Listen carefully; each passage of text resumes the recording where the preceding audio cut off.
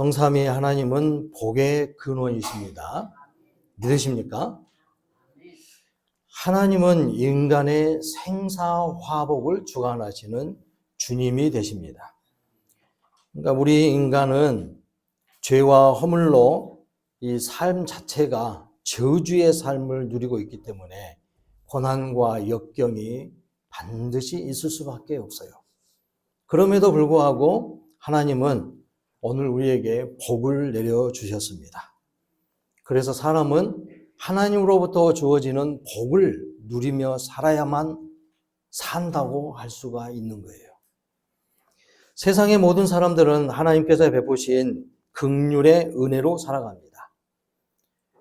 바로 일반 은총이라는 것이 우리에게 주어져 있는데 이 타락한 인생들에게 하나님은 그럼에도 불구하고 이 삶을 살아갈 수 있도록 또 하나님의 완전한 심판이 이루기까지 우리 하나님을 찾고 하나님을 알고 또 섬길 수 있는 그런 은혜의 시간들을 허락하시면서 우리에게 마지막 심판의 집행의 그 시점을 기준으로 하면서 그때가 우리는 아무도 모르지만 하나님만이 가지고 있는 그 마지막 심판의 시점, 그때까지 우리를 남겨놓으면서 이 타락한 인생을 향하여서도 삶 속에서, 우리 인생의 삶 속에서 복을 누리며 살게 하셨다는 겁니다.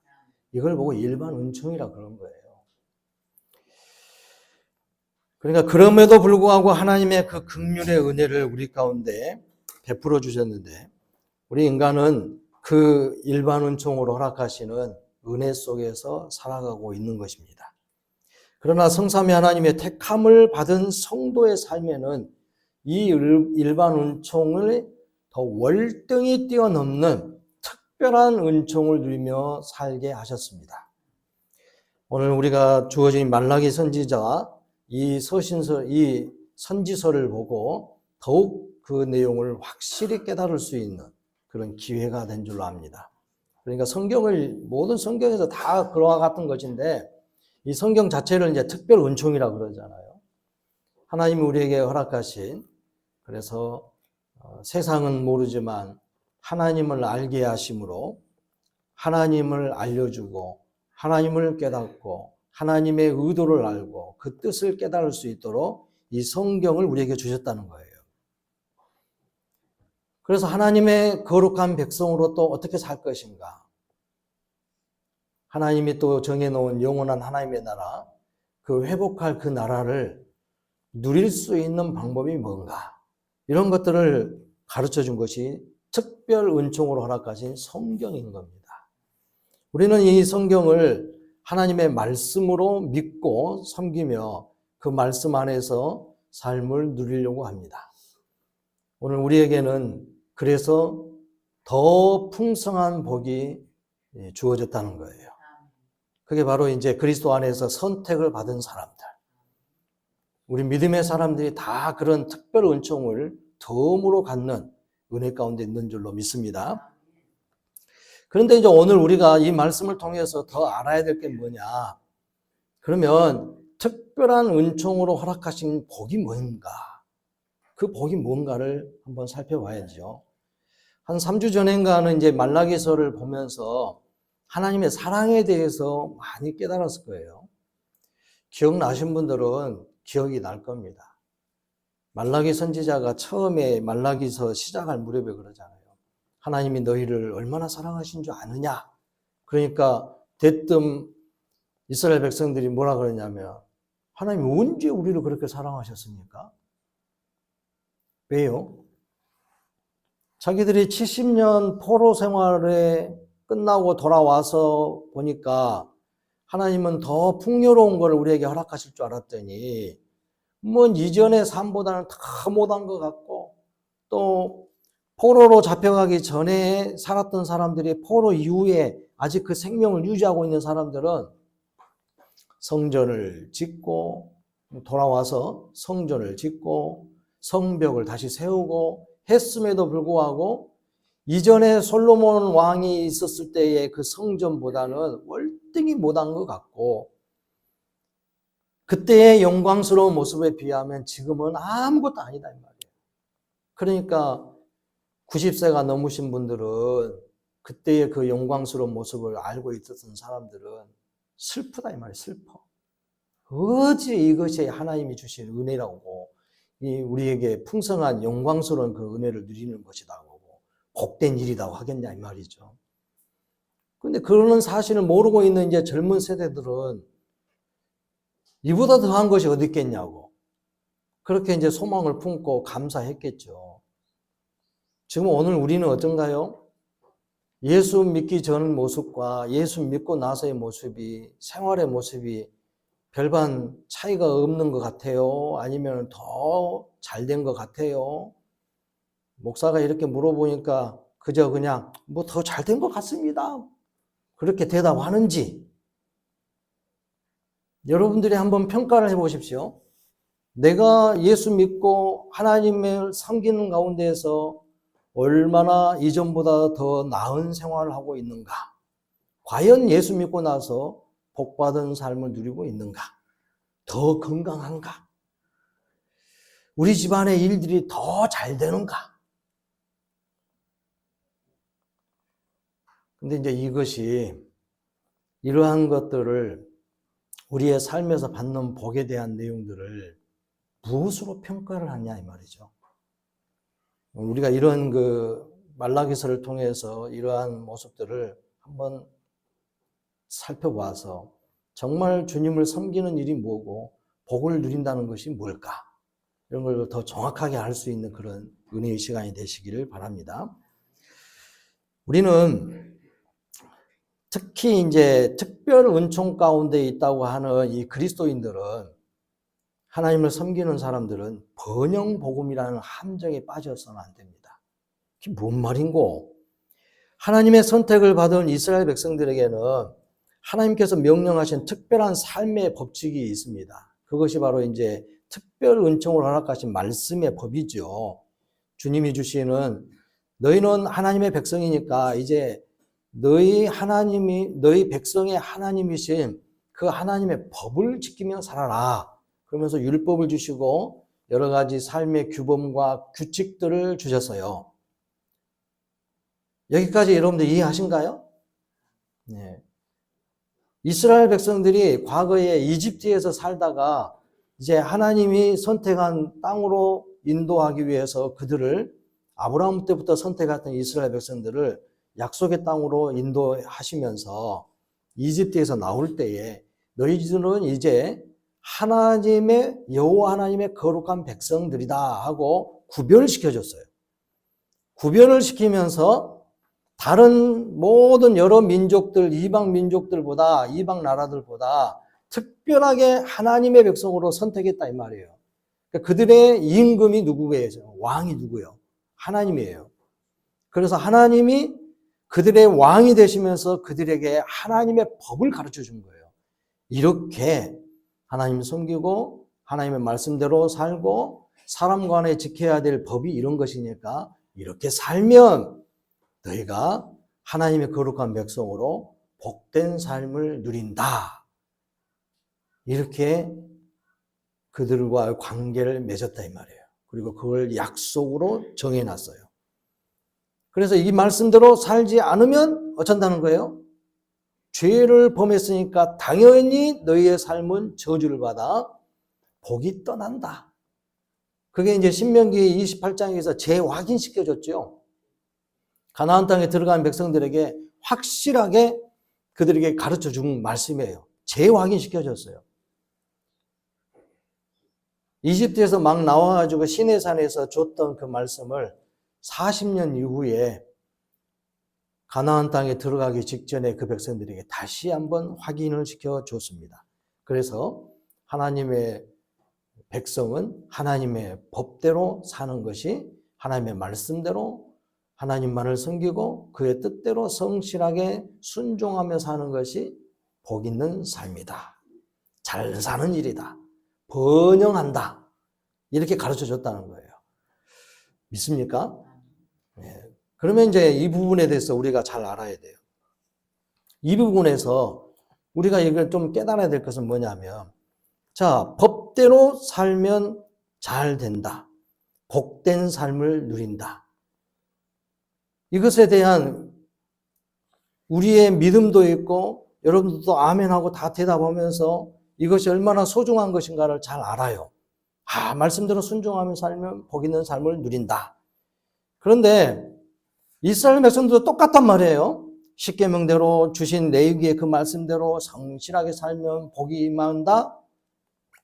근데요, 그렇게 하면 복이 임한다는 것을 알면서도 이 사람들에게 문제가 뭐냐? 오늘 말라기서에서 그러잖아요. 하나님이 너희를 얼마나 사랑한 줄 아느냐? 언제 얼마나 사랑했다고 그럽니까? 아니, 너희들을 얼마나 사랑한지 아느냐? 그러니까 하나님이 언제 우리를 그렇게 사랑했냐고요. 그러면서 백성들이 뭐라 하냐면, 아니, 우리는 하나님이 우리를 선택해가지고 하나님의 백성이라 해가지고 이렇게 법을 지켜 살아라고 하면서 우리는 법대로 하면서 예배도 잘 드리고 성실하게 그렇게 살아갔지 않았습니까?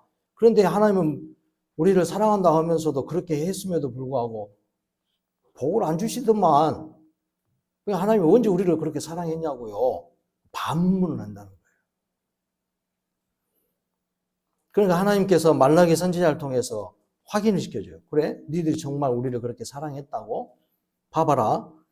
너희들은 예배를 드리러, 그러니까 희생제사죠. 제사를 드린다고 오면서 뭐 잘한 것 같더라. 제사장들도 그거 보고 뭐 확인해가지고 아마 풍성히 드리니까 고맙다 오면서 하나님 앞에 예배를 드리고 제물을 바치고, 그리고 절기 때마다 뭐 나팔절로, 속죄일로, 유월절로, 맥주절로, 오순절로, 뭐 수장절로 더 만들어가지고 수전절도 지키고, 그렇게 절기를 1년 365일 성실하게 예배도 참석하고 희생제물도 기꺼이 많이 드리고 막 그랬는데도 하나님, 우리는 별로 하나님의 사랑을 못 느끼는 것 같아요. 체감이 안 된다는 거예요. 어디가 우리가 풍성해지고, 아이고, 맨날 보면은 외침을 당하고, 다 약탈 당하고, 도둑질 맞고, 우리의 삶에서 풍성한 모습을 누리지 못하고, 하나님의 영광스러운 일들을 제대로 맛보지 못한 것 같습니다. 주님이 정말 우리에게 복을 주셨다면 그게 얼마만큼 허락하셨습니까? 근데 자기 자신들은 욕심이 지나친 거예요. 이만큼 하면 하나님은 이만큼 주시지 않겠느냐.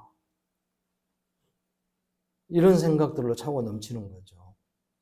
번영신학, 번영복음. 그리고 그들은 그렇게 성실하게 했다고 말하는데 하나님이 그래서 이제 따져봅니다. 그래? 너희들이 정말 그렇게 했다고야. 너희들은 하나님께서 중요하게 말씀하는 거. 자, 이렇게 순종하면서 이렇게 예배를 드리면 예배 때도 규정이 있어요. 하나님께서 정한 규정이 있다 이 말이에요.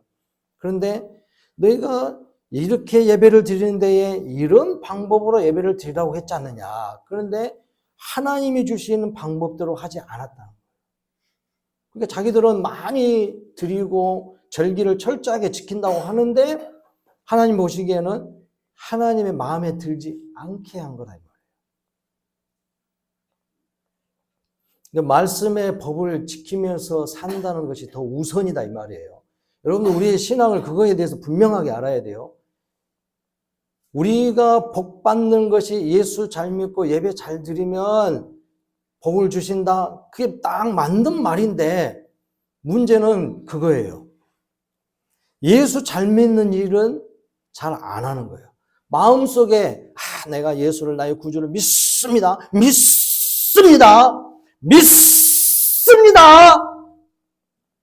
이것이 믿음으로 알고 있다 이 말이에요. 마음으로 믿는 것은 강조를 하고 우리의 입술로 시인하는 것이 더 깊이 있게 힘을 줘가지고 믿습니다 한다고 해서 믿음이란 게 아니다 이 말이에요. 주일 성수 잘하면서 모든 공예배 잘 참석한다고 해서 그런다고 해서 그걸 참석하지 말고 안 해도 된다는 말이 아니라 또 오해한다 이 말이에요. 이렇게 오해하는 게 많아요. 주일 성수 잘하고 예배 잘 드리면 복을 누린다는 걸 알면서 그것을 잘하는 것 같이 보이지만 사실상 그 안에는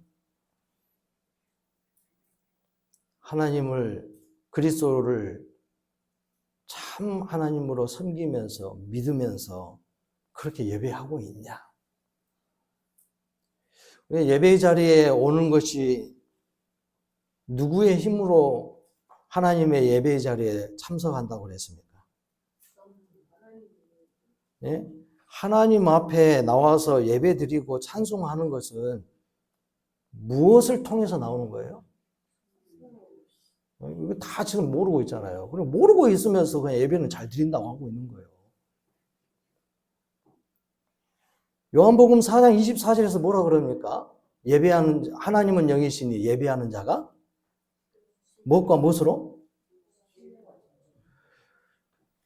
신령과 진정으로. 그러면 신령과 진정이라는 게 뭐냔 말이에요. 물론 이제 그 말씀의 액면 그대로 딱 따져보면은 우리의 정성과 함께 우리의 신실한 진정한 모습으로 드린다는 말이 되겠어요. 그것도 말이 맞아요. 그런데 그 안에 있는 더 내포되어져 있는 내용은 뭐냐? 주의 성령과 함께 예수 그리스도를 힘입어서 예배를 드린다는 거예요. 구약에서 하나님 앞에 제사를 지낼 때, 예배를 드릴 때 방법을 가르쳐 줬잖아요. 모든 사람들이 하나님 앞에 직접 나올 수 있던가요? 직접 나오게 되면 어쩐다고요? 다 죽어요. 하나님 앞에 하나님의 이름도 함부로 못 불러. 여호와여 했다가는 잘못하면 큰일 나. 왜요? 타락한 인생이 하나님을 함부로 부르기도 어렵고, 타락한 인생이 죄악 가운데 있는 사람이 하나님의 거룩함 앞에 함부로 찾아올 수가 없어요. 하나님이 무서운 분이 아니라 아예 인간 자체가 하나님께 가까이 갈 수가 없다는 거예요. 그러니까 우리가 이렇게 예배를 드리고 현실에 이제 신약의 백성들에게는 이렇게 자연스럽게 나와서 하나님도 부르고 찬송하고 직접 하나님을 만나서 예배한다는 것은 놀라운 은혜예요. 그러면 그 예배를 어떻게 드려야 되느냐? 하나님 앞에 나오게 되는 근본적인 원인, 예수 그리스도의 십자가의 보혈의 은혜를 통해서 오는 거란 말이에요. 그 예수님이 구약의 백성들에게 제사의 방법을 통해서 그렇게 가르쳐 줬는데, 하나님 앞에 나올 때에 나를 대신하는 제물을 갖고 나오잖아요. 이건 내가 하나님 앞에 예배 드리기 위해서 가지고 나온 예물이 아니요. 예배를 드리는 나를 대신한 거라 이 말이에요. 하나님 앞에 직접 나갈 수가 없으니까 나를 대신해서 제물을 가지고 오는 거예요.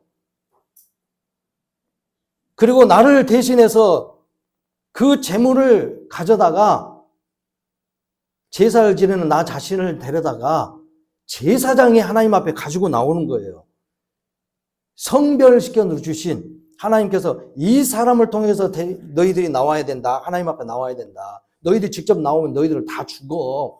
그러니까 내가 허용해 준 거룩하게 성별시켜 놓은 제사장들을 통해서 나와라 하고 가르쳐 준 거라 이 말이에요. 여러분들이 예배를 드린다는 거, 이것은 내가 지금 하나님 앞에 드려지는 제물이 되는 거예요. 제물. 아셨죠? 여러분 지금 여기 자리에서 예배를 드리는 것은 여러분들이 하나님 앞에 드린 제물이라니까요. 제물이요. 믿으세요? 믿으세요. 믿으시라고요.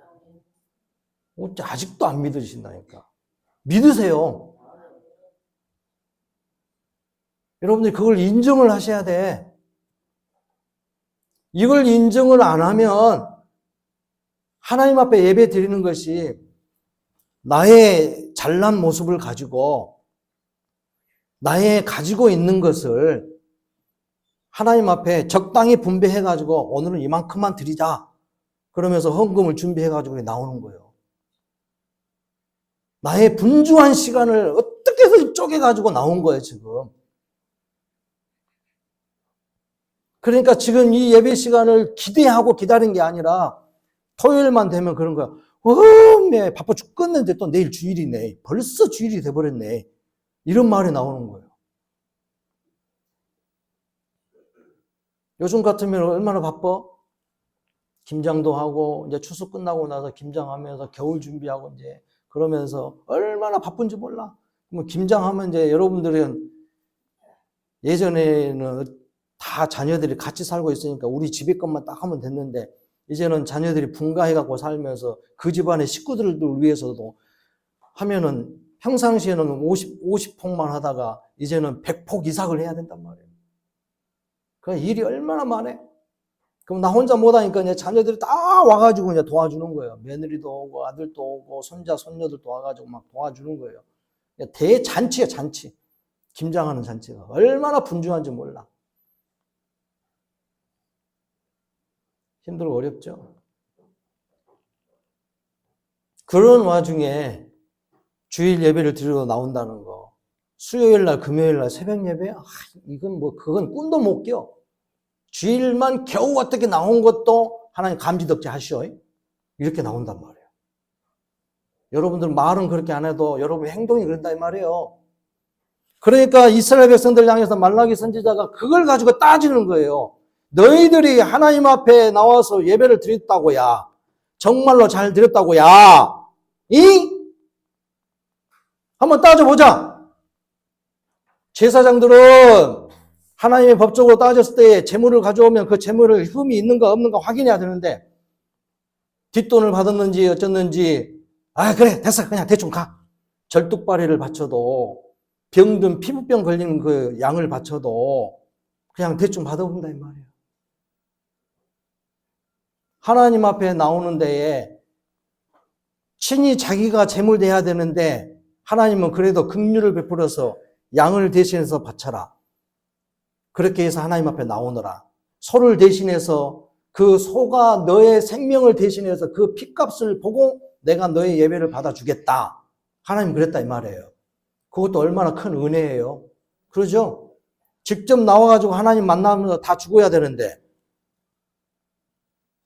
그렇게 대신했다는 것도 얼마나 큰 은혜입니까? 그러니까 하나님 앞에 나올 수 있는 것은 거룩해야지 나온단 말이에요. 그래서 그 재물을 거룩한 흠없는 모습으로 되어진 것, 그래도 보기에도 깨끗하고 1년 된 순양, 1년 된 어린 양, 이걸 바치라 이 말이에요. 근데 그걸 구분을 못 한다는 거예요. 우리 집은 너무 멀어가지고요. 오는 도중에 다칠 수도 있어요. 어쨌든 하나님 앞에 드려야 될 재물은 그런 거 생각하지 마세요. 길이 머니까 이 재물을 가지고 가다가 다칠까봐 안 다치게 해갖고 조심해서 데리고 와야지. 강도를 당한다고? 아예 하나님 앞에 드리려고 약속되어진 것인데 하나님께서 강도 당하게 하시겠어요? 어디 가서 사고 당해가지고 발목이 푹 부러지게 만들겠어요?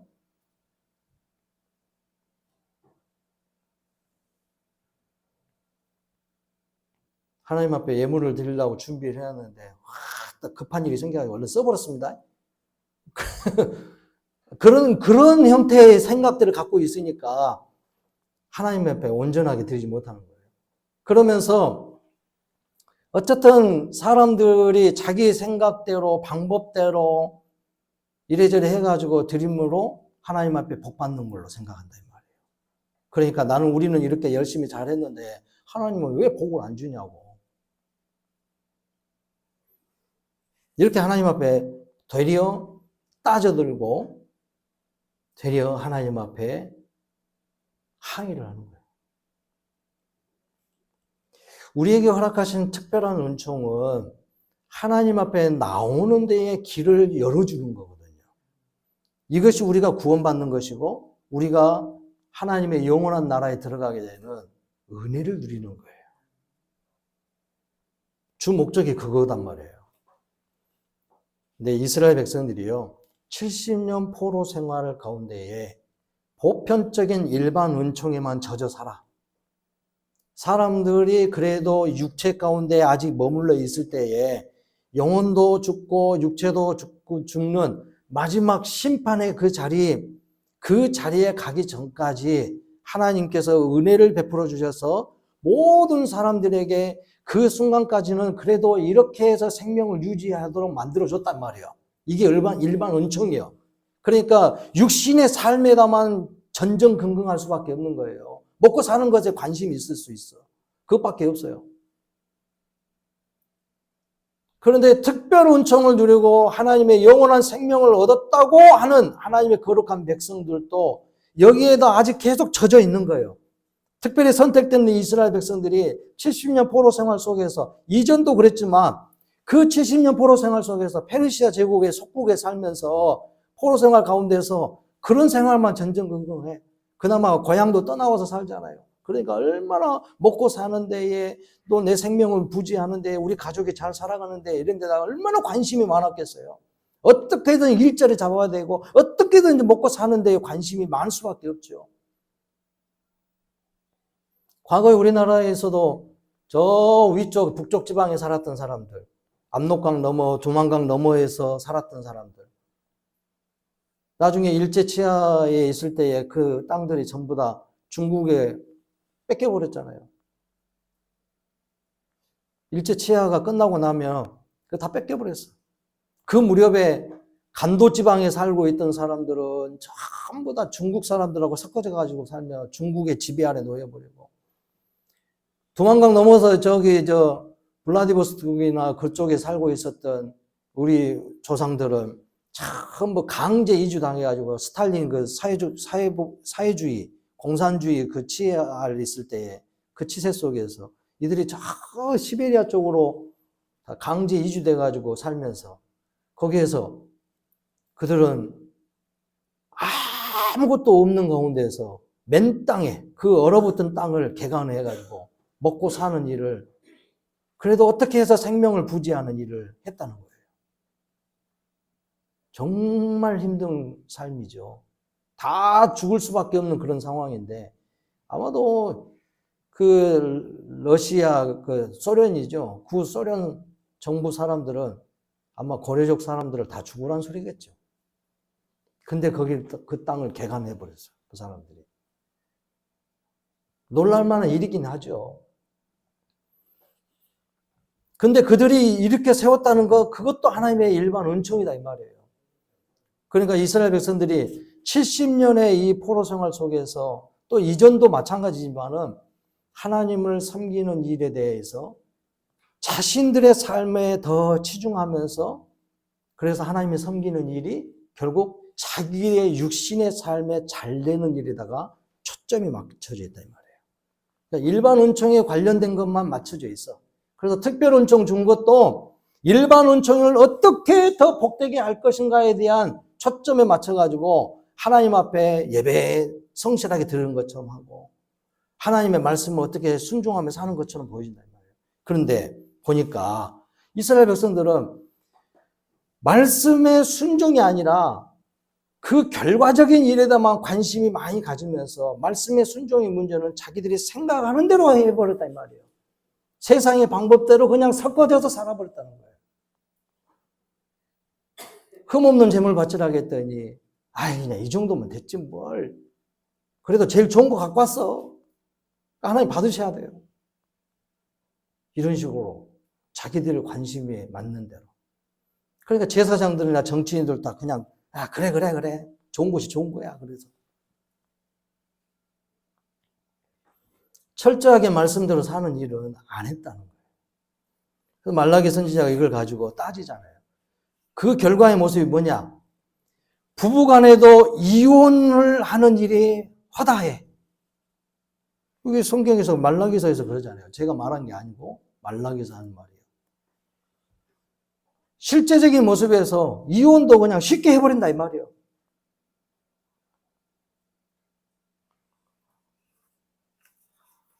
그리고 오늘 우리가 이제 읽은 말씀에서도 표현된 것처럼 하나님께서 도둑질하는 것이 된다. 그럼 이 말이 뭔가를 이제 우리는 잘 살펴봐야 돼요. 그렇게 하면서 하나님 앞에 우리가 예배를 드렸으니까 복 주셔야 되고, 하나님 앞에 이 예물을 드렸으니까 복 주셔야 되고, 하나님 앞에 11조 잘 드리고 봉헌을 드렸지 않습니까? 그러니까 복 주셔야죠. 이런 데 함정에 빠져 있다는 거예요. 우리는 이런 부분에서 속히 빠져나와야 됩니다. 구약 성경의 마지막 부분에 있는 이 말라기서를 통해서 보여주는 하나님의 이상이 뭔가, 이렇게 70년 포로 생활 속에서 이스라엘 백성들에게 젖어 있는 모습은 철저하게 말씀 순종의 모습이 아니라 그들이요 70년 동안 말씀도 연구를 했어요. 열심히 따르려고, 말씀의 뜻대로 해보려고 연구를 했어.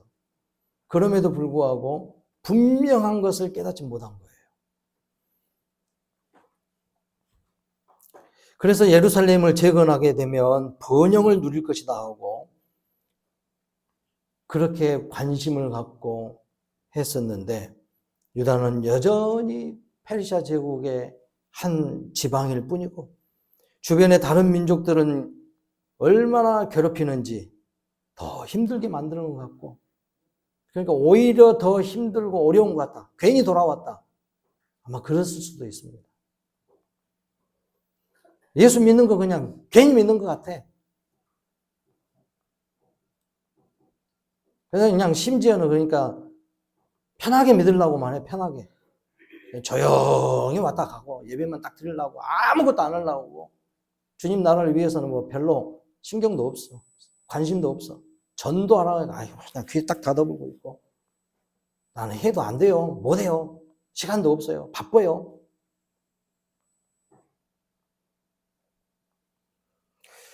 성전을 재건해가지고 경이로운 것 같지만은 경이롭지 않은 것처럼 느껴지고, 예전의 영광에 이르지 못한 것처럼 느껴지고, 그래서 판단을 합니다. 하나님 우리를 사랑하지 않아.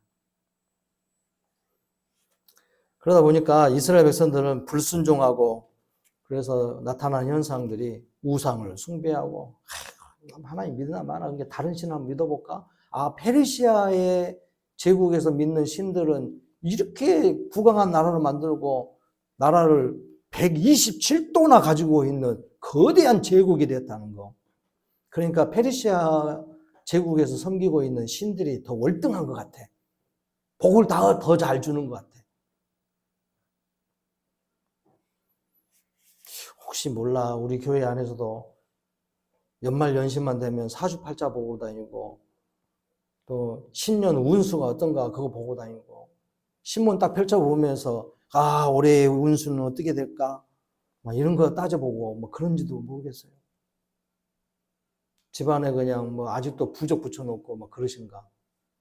목사님이 찾아와서 봐보면 안 되니까 어디다 숨겨놓고 있고, 베개 속에다 넣어놓고 이불 속에다 넣어놓고 막 그런 거 있는가 다 찾아가지고 없애버리세요. 어디 절간에다가 여러분들 이름, 가족들 이름 올려놔가지고 뭘 신주단지 만들어놨으면 그거 다 없애버려요. 포기하세요, 포기해.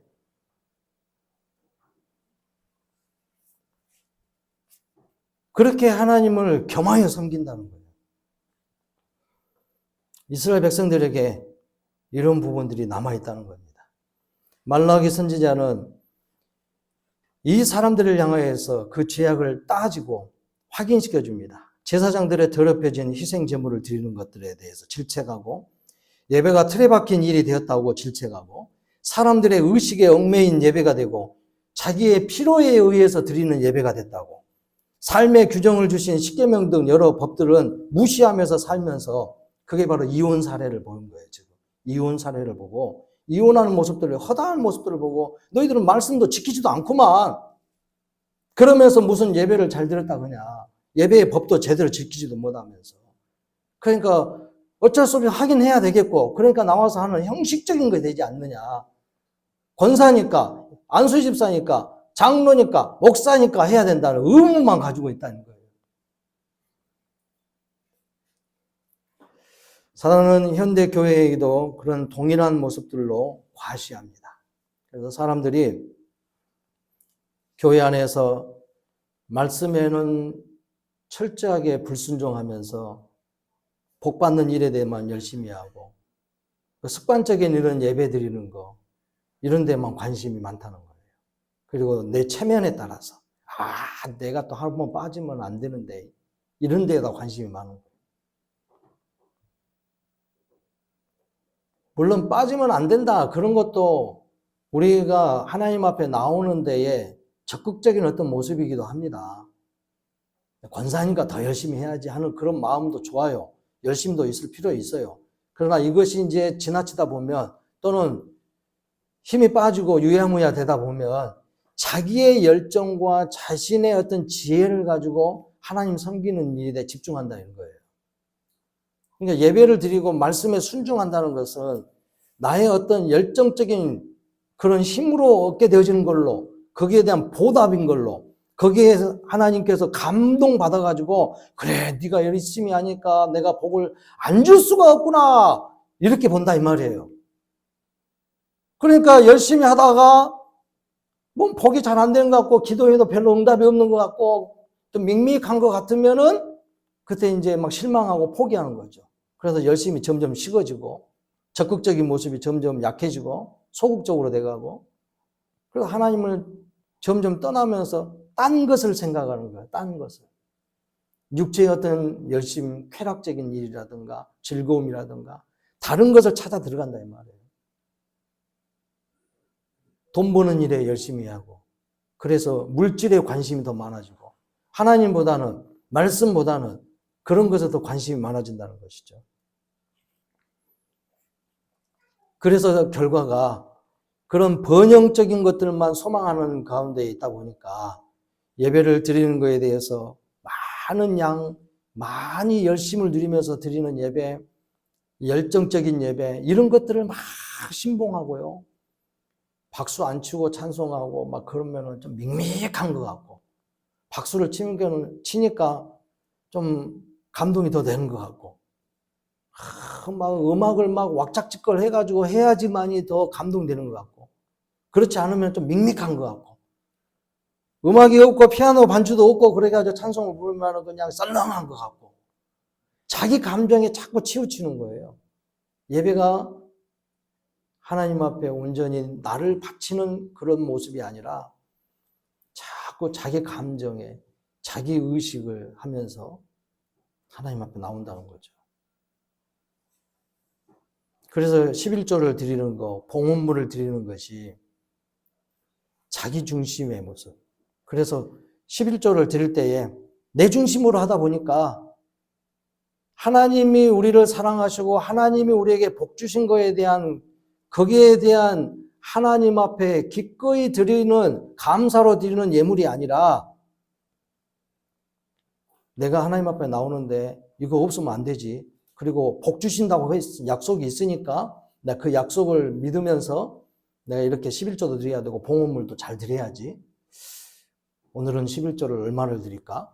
이번에 수입이 뭐 이 정도 되는데 또 그냥 상여금을 준다 하더만은 좀 늦게 주고 안 주니까 그냥 11조를 그냥 조금 빼고 드릴까?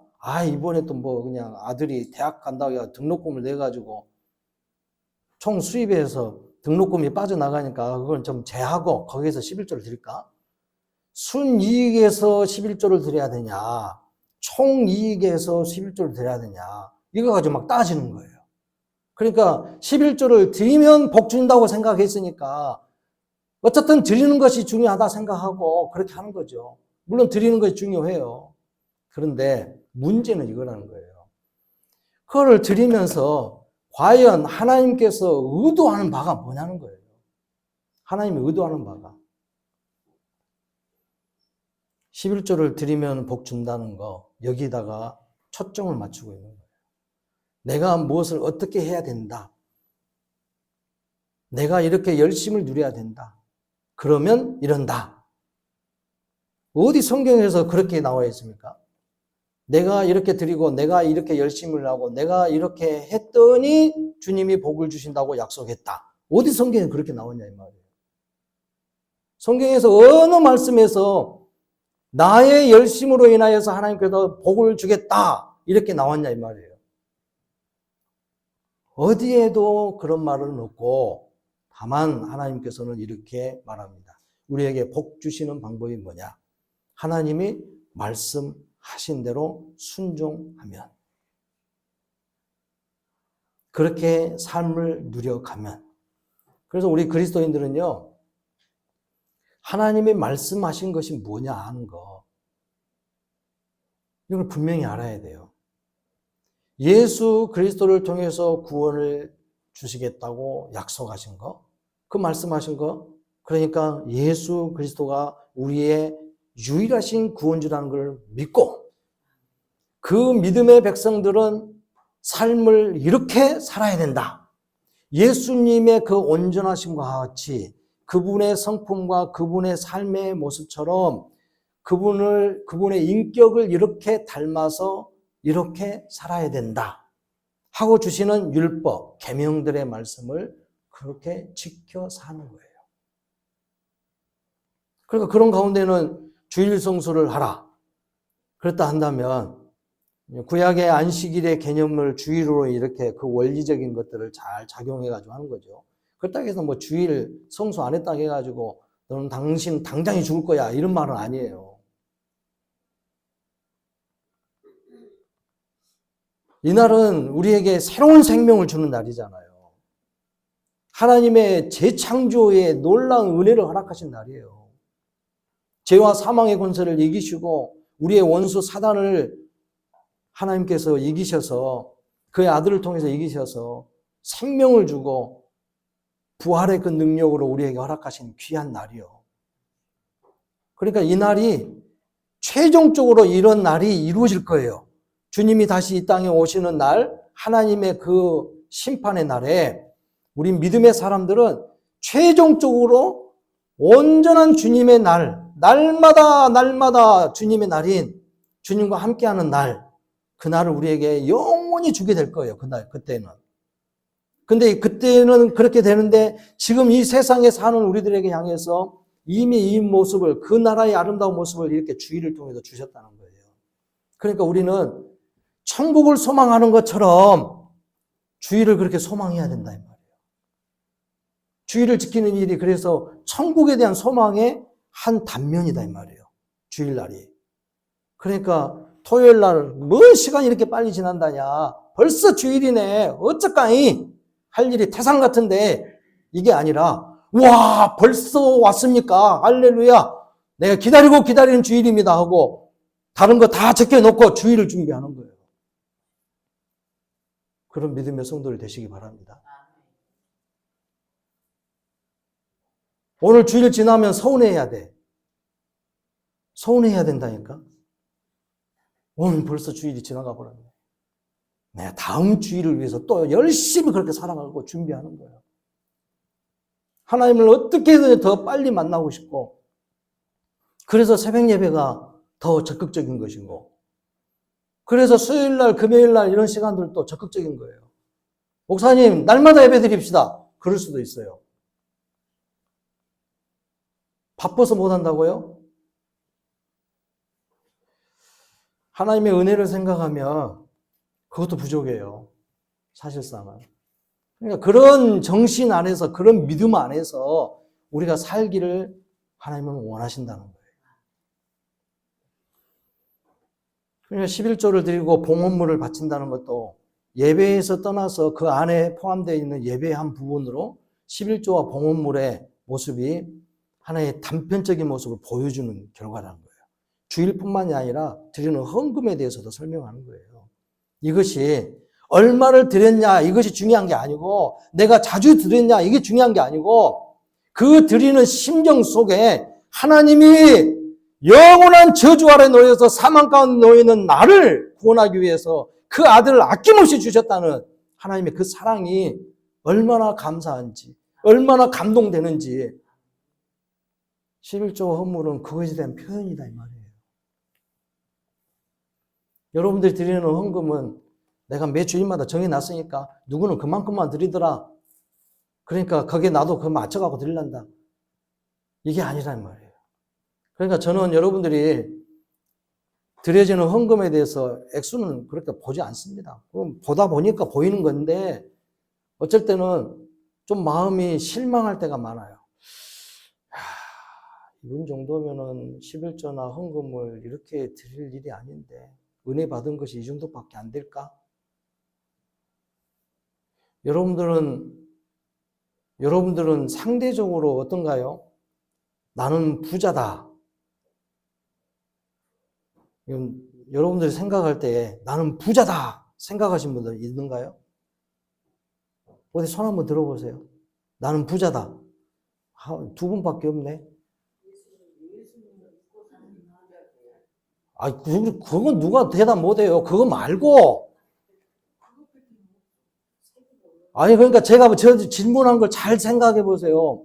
여러분이 그냥 삶 속에서 내 생활이 나는 부자다 생각하시면 손 들어보라고. 아무도 없구만. 한 분이네? 그러면 나는 가난하다. 한번 손 들어보세요. 가난하다. 예수님은 가난하라거든데 손이 올랑말랑 하고 있고 이렇게 한 것은 뭐예요? 이거 한 거 뭐예요? 근데 여러분들 다 생각해 보면 누군가에 대해 비하면 나는 가난하다고 생각할 거예요. 누군가에 비하면 가난하다. 자, 이재영 삼성그룹 회장에 비하면 여러분들은 어때요? 부자예요? 가난해요? 가난하지? 어째 저 사람은 저렇게 부자일까? 나같이 이렇게 가난하게 살게 만들고. 여러분들 가운데, 우리 가운데서도 그럴 수 있어. 아따, 누구 권사인네는 그래도 부자요? 그렇게 말하는 사람은 나는 가난하구만? 이렇게 생각한다 이거예요, 지금. 비교를 하는 거예요. 상대적으로 말하는 거죠. 그런데 우리나라 사람들은요, 보통 사람들이 생각하는 게 이거예요. 가난하다는 것은 참 남보다는 덜 먹고, 남보다는 덜 누리고, 덜 가진 사람, 그런 사람들 스스로를 가난하다고 생각한다는 거예요. 부자와 가난의 개념을 이렇게 판단한다 이 말이에요. 그러니까 헌금을 드리는 것도 11조를 드리고 헌금을 드리는 것도 누구에 비하면 나는 가난하게 사니까 나는 또 부족하니까 그냥 하나님 앞에 이것만 드려도 괜찮을 거야. 이런 판단이다 이 말이에요. 하나님은 그걸 원하신 게 아니에요. 그걸 원하는 게 아니다 이 말이에요. 하나님 앞에서 받은 바 은혜가 얼마나 크냐. 305장 찬송을 들으면서 나 같은 죄인 살리신 주 그 은혜가 심히 놀라워 하면서 놀라워 하고 한번 울면서도 하나님 앞에 그 감사의 표현은 위대한 하나님의 사랑과 구원의 은총을 느낀다고 하는 사람들이 하나님 앞에는 그 감사의 표현을 얼마만큼 하냐 이 말이에요. 정말 그렇게 사랑하고 사랑받고 그 은혜를 누리고 구원의 은총을 누렸으니까 내가 내 재산을 다 바쳐서도 아깝지 않습니다 하고 생각한다고 해서 그렇게 드린 분이 어디 있어요? 그것도 부족하다고 생각해야 되는데 아이고 이렇게 말하면 아따 우리 목사님 오늘 또 헌금 설교를 하구만. 그것부터서가 지금 믿음 없는 행동이다 이거죠. 여러분 우리 하나님의 사랑이 얼마나 큰지를, 은혜가 얼마나 큰지를 알았다면 주님의 말씀 앞에서 더 성실해야 됩니다. 그래서 하나님이 우리에게 복 주시기를 원하시는 그 방법을, 그 뜻을 제대로 깨달아가지고 하나님과 직접 대면해야 돼요. 그 은혜의 일을 직접 대면해야 된다 이 말이에요. 안 되는 것을 가지고 매달리면서 때를 쓰면서 주여 주시옵소서 주시옵소서 복 주신다고 약속해놓고 왜 복을 안 줍니까? 하나님이 뭐라 그러냐? 너는 내 뜻대로 행하지도 않으면서 맨날 복만 달라 그러냐? 너는 내 생각대로 내 뜻대로 한번 해봐라. 한 번이라도 내 생각대로 내 뜻대로 한번 해봐. 그러면 내가 너에게 복을 주리라고 약속한 대로 복을 부어주리라. 그러니까 11조를 드리라 이 말은, 온전한 11조를 드리라 이 말은 하나님의 뜻대로 순종하면서 온전한 거, 완전한 것이 아니라 온전한 거다 이 말이에요. 하나님의 은혜가 너무나 크니까 내게 주신 이 양식, 1년 동안 내게 허락하신 이 양식이, 한 달 동안 내게 주신 그 은혜의 양식이 얼마나 은혜고 얼마나 복된 일인지 감사합니다. 그러니까 11조, 아니 12조도 드리겠습니다 하고 기꺼이 드리는 마음이 생긴다 이 말이에요. 막 따져보고 누가 그 비교해보고, 그러니까 난 이 정도만 드려도 무방해, 이런 게 아니고, 자기가 그것을 계산하고 드리는 것이 아니고, 하나님의 은혜가 너무나 크니까 이것도 부족합니다 하고 하나님 앞에 드린다 이 말이에요. 이게 믿음의 표현이고 신실한 예배의 모습이죠. 하나님께서 원하시는 건 그거라 이 말이에요. 그러니까 적게 드리든 많게 드리는 문제가 아니라 그 사람의 마음이 문제인 거예요. 하나님의 은혜에 대한 얼마나 크고 감동하는지, 거기에 대한 믿음의 표현인 거예요. 여러분, 신년도에 헌금을 작정하는 것을 여러분들 이제 그런 것을 잘 판단하세요. 누구하고 비교해서 드리려고 하지 말고, 나의 여건을 가지고 생각하지 말고, 지금의 모든 환경 속에서 한 해 동안 2023년도를 판단하면서 하나님께서 주신, 쏟아 부어주신 은혜가 얼마나 큰지, 영생에 대한 구원의 은총을 내게 주신 은혜가 얼마나 큰지, 그것을 생각하면서 여러분들의 믿음의 표현들로 잘 작정하십시오. 작년에도 이랬으니까 올해도 이렇게만 하면 되겠지 뭐, 이런 게 아니다 이 말이에요. 세상에 일하는 근로자들도 해년마다 보면, 봄철 보면은 임금 인상을 위해서 서로 이제 그 경영자들하고 이렇게 접촉을 하면서 그거를 논의를 하는데, 그 협의를 하잖아요. 그러니까 근로자들은, 왜 작년에 봤으니까 당신 회사가, 우리가 다니고 일해주는 이 회사가 소득이 이만큼 되고 이만큼 흑자를 누렸는데 나눠 써야 되지 않냐, 그러니까 주식회사지 않냐, 우리 일하는 일 근로자들에게 그 성과금을 더 주라, 인상을 해주라, 그렇게 요구하잖아요. 사람들은 그렇게 요구하면서 하나님 앞에서는 더 인색해. 자기 것은 올려놓고 하나님 앞에 드리는 것은, 작년에는 월급도 조금 덜 받고 그랬으니까 하나님 앞에 올해는 이제 요 정도로만 해도 되겠지. 항상 자기 생활의 수준을 가지고 따지면서 한다는 거예요. 근데 하나님께서 주시는 은혜의 일은 얼마나 큰지 우리가 상상을 초월한 일이거든요.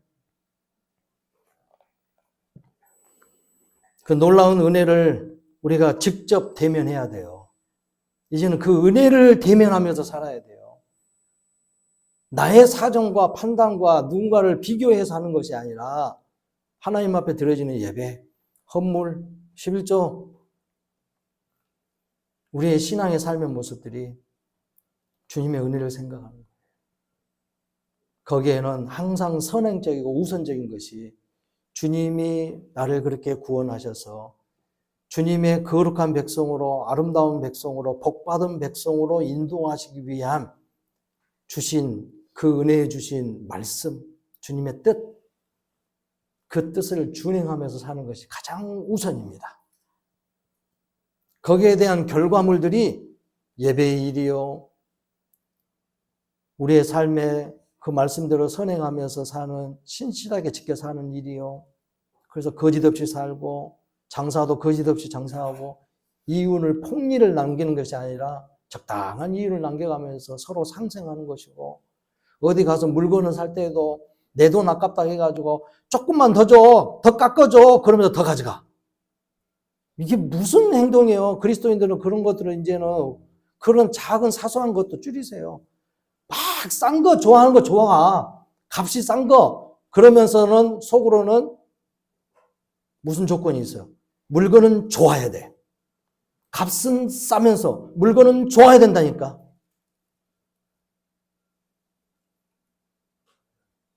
콩나물을 한 주먹 사는데 2,000원어치 산다고 하면서 이거 500원만 깎아줘. 그래서 1,500원어치 사오면서 한 주먹 더 집어와 버리고. 그런 행동들을 우리는 이제 하면 안 돼요. 그런 것들이 말씀 앞에서 우리는 순종하냐 아니냐 그런 것 결과를 보여주는 거다 이거죠.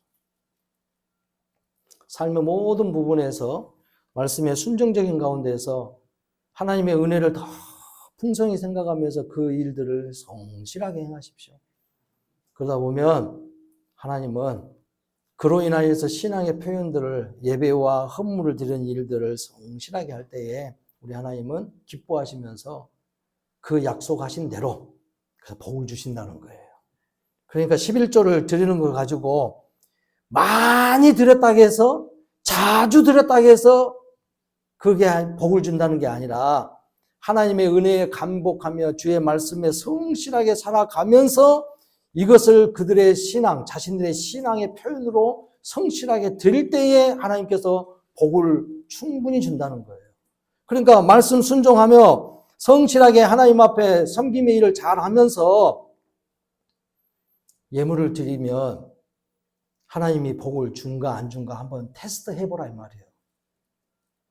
과연 그럴까? 해보라 이 말이에요. 순종도 안 하면서 예배는 성실하게 드리지도 않으면서 형식적으로 드리면서 11조 드린다고 해서 복 주는 게 아니다 이 말이에요. 그래서 더 감사하는 그런 믿음의 성도들이 되어져서 우리 하나님께서 약속되어진 그런 놀라운 복을 충분히 누리고 넉넉히 누리는 우리 믿음의 성도들이 다 되시기를 바랍니다.